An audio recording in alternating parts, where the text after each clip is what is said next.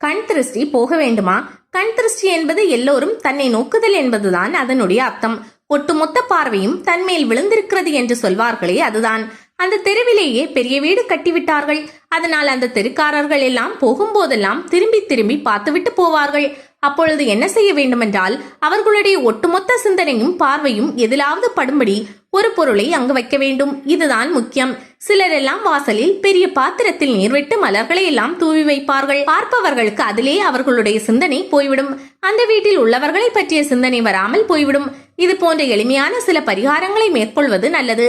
இதில் குறிப்பாக தாவரங்களுக்கு கண் திருஷ்டியை எடுக்கக்கூடிய குணங்கள் நிறைய உண்டு. தொங்கும் தோட்டம் போன்றதெல்லாம் அமைக்கலாம். ரோஜா முட்கள் உள்ள செடி, அது போன்ற முள்செடிகள் இருக்கும்படி வளர்க்கலாம். இந்த மாதிரி எளிய பரிகாரங்கள் நிறைய இருக்கிறது. சிலரெல்லாம் பூசணிக்காயை கட்டி தொங்க விடுவார்கள். சிலர் நாக்கு வெளியே தொங்க விட்டு கொண்டிருக்கிற பொம்மையை வைத்திருப்பார்கள். சிலர் பிள்ளையாரை வைத்திருப்பார்கள். இன்னும் சிலர் கற்றாழையை கட்டி தொங்க விட்டிருப்பார்கள். இது போன்ற சிலவற்றை செய்யலாம். இதெல்லாம் பயனுள்ளதாக இருக்கும். சாதாரணமாக பார்த்தீர்கள் என்றால் பிள்ளையார்பட்டி கற்பக விநாயகர் கண் திருஷ்டிக்கு நல்ல பாதுகாப்பாக இருப்பார்.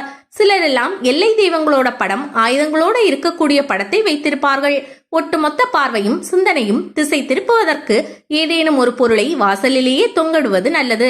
அது எதுவாக வேண்டுமானாலும் இருக்கலாம். குறிப்பாக இயற்கை தாவரங்கள், செடி கொடிகள் போன்றவற்றிற்கு ஆதிக்கம் அதிகமாக இருக்கும். வாழைக்கன்று நடும் அளவிற்கு இடம் இருந்தால் அது மிக மிக சிறப்பாக இருக்கும். ஏனென்றால் வாழை ஒவ்வொரு வினாடியும் துளைத்து கொண்டே இருக்கும். எந்தெந்த திருஷ்டி இருக்கிறதோ அதை அப்பப்பவே களைந்துவிடும். வாழைக்கு அந்த அருங்குணம் உண்டு. அதை வைத்தால் இன்னும் நல்லது.